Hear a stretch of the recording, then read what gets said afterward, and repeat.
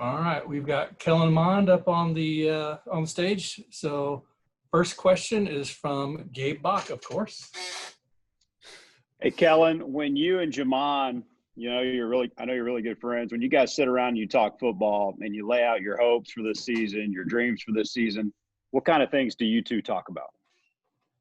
I think the biggest thing is how we can elevate and become better players than last year. Not only Jamon being my roommate, but now Hezekiah Jones and then Chase Lane are also my roommates. So having those receivers in my room and, they each play a different position. So just thinking how we can elevate and grow from last year and how we can help each other in each position and grow from last year. And, I think this team is going to be very special, but we got a long way to go and we got to continue to work. Next, we'll go to Britton Zorneman and then Mike Lucas.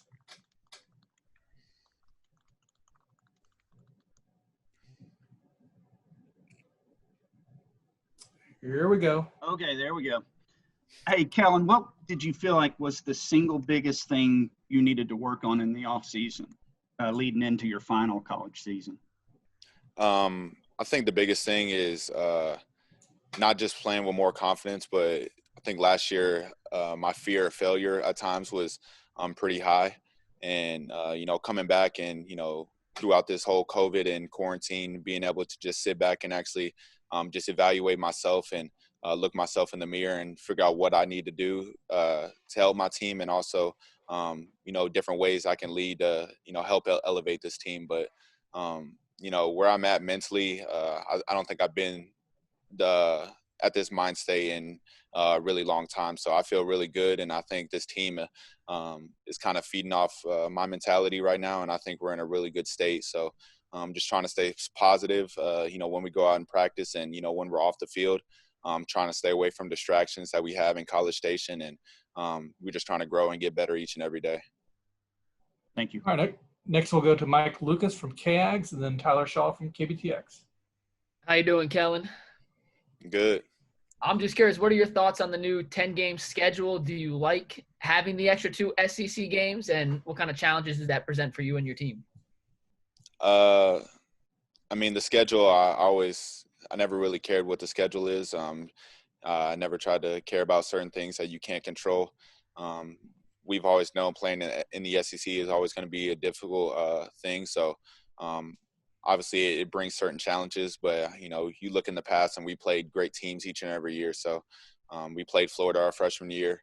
We played Alabama every year, Auburn every year, LSU, Mississippi State, and those teams. So, obviously people came into the season and said we got, a pretty easy schedule with certain teams, but, we're definitely not scared to play an all SEC schedule.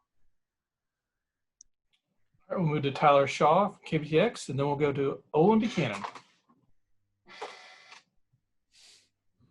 Hey, Kellen, what's the atmosphere? Does camp feel different right now than years past? And just the fact that you've had the long time off and, the schedule's getting pushed back and everything. What does it feel like right now? I could definitely say, that first day yesterday, there was definitely a different type of energy and, you could tell guys wanted to be out there on the field. Even with some of the younger guys and then that older leadership, there was definitely a presence about us that you can tell that this can be a different team. There wasn't really much in the playbook, probably more than a lot of teams. Much is for us, a small amount is probably a lot, but, I thought we executed really well today.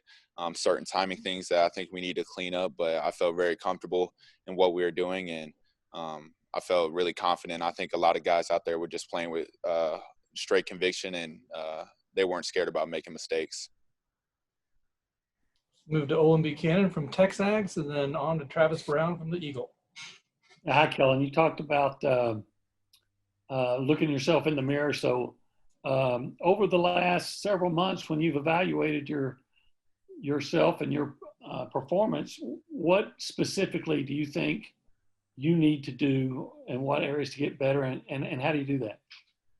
I think like I said before, just playing with 100% conviction, and I think last year you can kind of look at maybe one play from each game, and some plays more in certain games where certain throws are not very accurate because I didn't really trust the receiver. I didn't trust myself on making that throw. So, I feel like just taking this whole time off, just continue to work on my craft.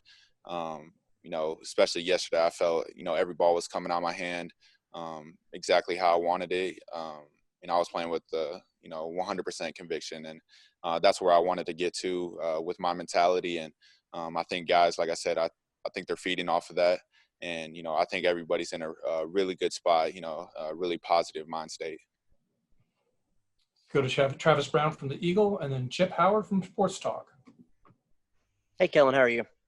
I'm good. How are you? Doing well. Hey, curious what your what it means to you to be included in President Young's commission on diversity and inclusion. What has your participation been like with that, and just kind of what those meetings and what that's entailed for you? Yeah, it was truly a blessing to be appointed to that, and even with my conversations with President Young before that, I think we had great conversations, and with him, I definitely think that he understands that certain changes need to be made within the university, and he knows that he wants what's best for the whole entire student body, not just myself. So, but it was definitely a blessing being able to be a part of that. With that, they kind of broke everybody up into subcommittees or subdivisions, and with my part, I'm more on current students and campus life and the student body. So I met with one of our subcommittee leaders last week, and just building a relationship with her and being able to communicate and figure out ways we can make this university and this town a better place for all type of people, I think is a really good thing. Let's go to Chip Howard from Sports Talk, and then back to Gabe. Kellen, if I could follow up on that, how has everything you've done, being kind of out front in the off season, affected you? You mean more like COVID or what? No, as a person, what has it done? You, as a quarterback, you take lots of criticism anyway. You're kind of used to that, but Yeah. but you've got some things got a little bit more personal with you out front. How did that affect you? I always think I try to operate and just have a cool, calm mind state with everything. With certain issues that I've kind of addressed, no matter my stance on it, I'm always open-minded about the other side, because I would want the same respect from somebody else to be open-minded about my side. That's just kind of how I operate. And, whether anything that's going on, I'm always trying to grow and learn, not just in football, but just more about life, and just trying to give people the same respect that I would want for myself. So I think I've definitely grown off the field and just learning more about myself. And I think that's kind of one of the big things that I've learned about myself. How surprised were you, or were you at all surprised at some of the pushback you got once you started leading? Say it again. I'm sorry. How surprised were you at some of the things that were said, or some of the people you kind of talked with and came face to face with in some of those demonstrations? I think when you're at the status that I am, and when you start to become a leader, no matter your stance on something, there's always going to be an opposite side, and especially certain controversial decisions. But I can definitely tell you that, besides all the pushback that I got, there was definitely a lot more support. And I don't think that many people saw that. So even people, outside of football, certain people during football, Jamon and, a bunch of other former players and stuff were commending me on the certain leadership. And I think that was a really big thing, just knowing that I have their support. But I think that was the biggest thing. And, no matter what type of pushback that I get, like I said, I'm going to be open-minded, but I'm also going to stand firm on what I believe in. Thank you. Yes, sir.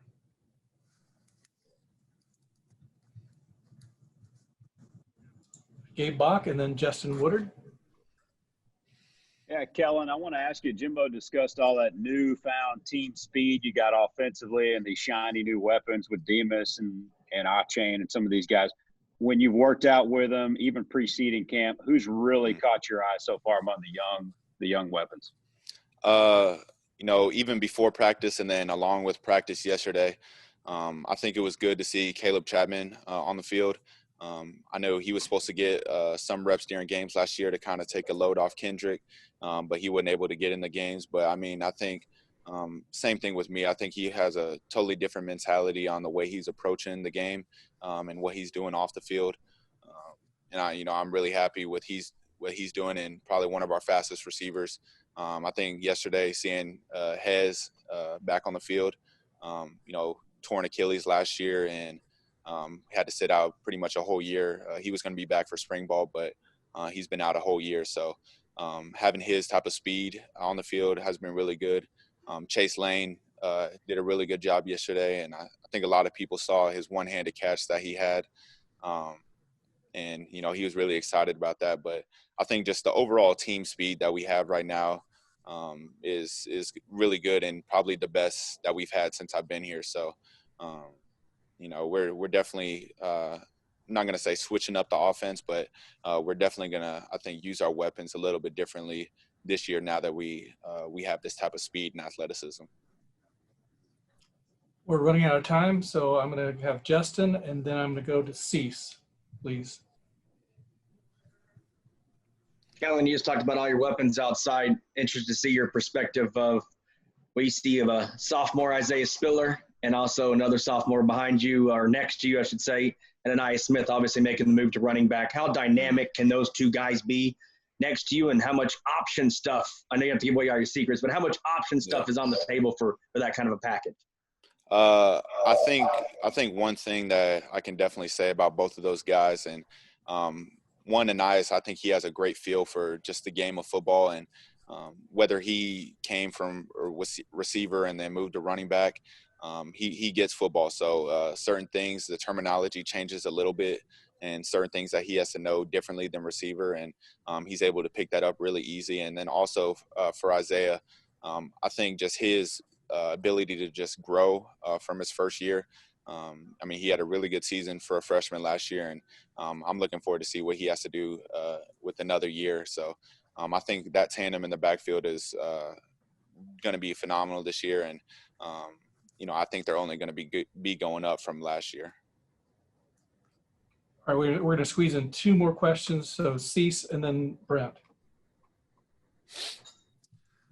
So Kellen, how are you and your teammates being safe away from football when it comes to COVID, and how is that different from what you might have been doing last year at this time? I think last year this time we would be in fall camp, so there's really not much time. When you're in fall camp, there's really not much time to do other things besides football, whether it's watching film, taking care of your body, or practicing. But now that school is going to be starting, it's a little bit harder to kind of keep us up here all day.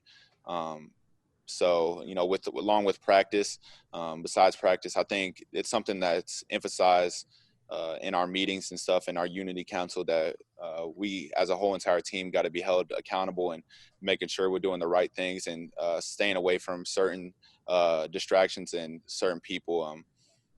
But I think as a whole entire team and as the collective unit, I think we've done a really good job. And I think the SEC, Ross, and then the guys, below him and down the chain have done a really good job communicating to us and just keeping us updated with all the changes that are going on. So apologies to the people on the queue that I'm not going to be able to get to, but Brent, you're going to finish us off. Kellen, I wanted to ask you about, there were some pictures that came out of some, students returning to campus, like at Alabama, and congregating very close, all those kind of things, some out of College Station. I don't mean to put words in your mouth, but I think SEC Commissioner Greg Sankey said it best. He said, we want to see some football. Do you have any message to your fellow students in terms of, trying to do things the right way leading into what I think everyone hopes is a 2020 football season? Obviously I can't control the student body, and a lot of people, they don't have this, and it's not in a bad way, they don't have the same mindset, when football coming back, because a lot of us are, if we test positive, or even if we're around somebody who tests positive, we're out for a minimum of 10 days. And A lot of us can't afford that. So, if the student body could just help us, wear your mask, limit the partying, and football players, we're not even partying or doing all that stuff right now. I don't even think there's time for it, but yeah, if they could limit that and try to stay as healthy as possible, I think that'll definitely help us. And especially in College Station with a large body of students, I think if they're able to do that, then we're definitely going to have a season. And I look forward to them having whether it's 50% or whatever. I look forward to them having as many fans, as many students at our games. And we know as football players we depend on those people. So if they can stay healthy, then they're only going to help us out as much as possible.